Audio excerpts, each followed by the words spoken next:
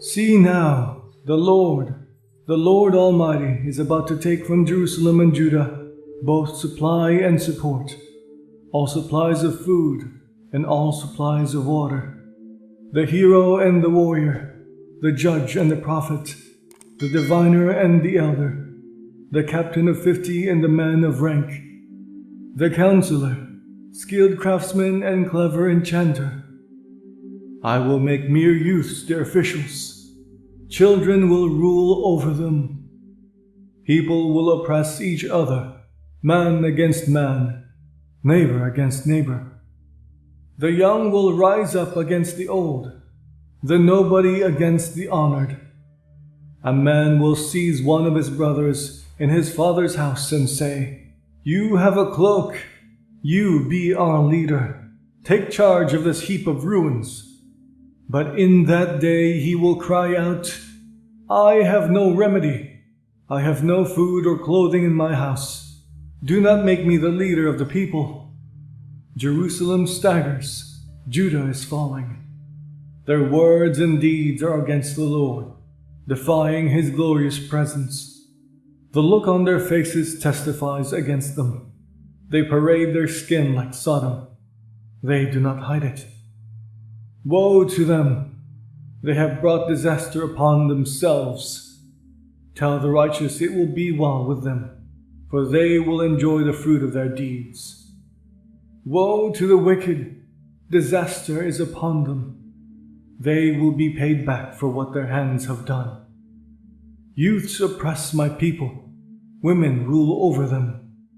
My people, your guides lead you astray. They turn you from the path. The Lord takes his place in court. He rises to judge the people. The Lord enters into judgment against the elders and leaders of his people. It is you who have ruined my vineyard. The plunder from the poor is in your houses. What do you mean by crushing my people and grinding the faces of the poor? Declares the Lord Almighty. The Lord says, "The women of Zion are haughty, walking along with outstretched necks, flirting with their eyes, strutting along with swaying hips, with ornaments jingling on their ankles." Therefore the Lord will bring sores on the heads of the women of Zion. The Lord will make their scalps bald.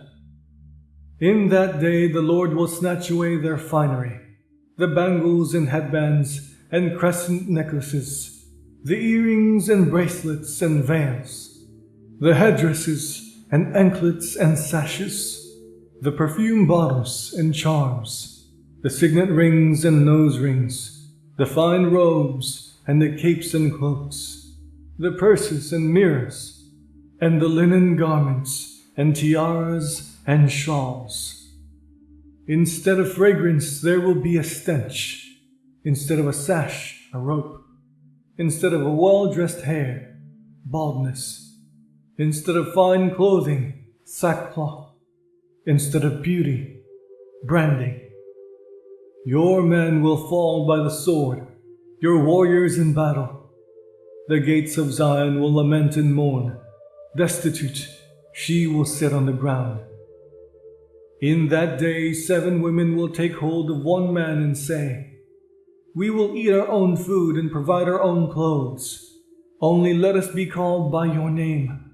Take away our disgrace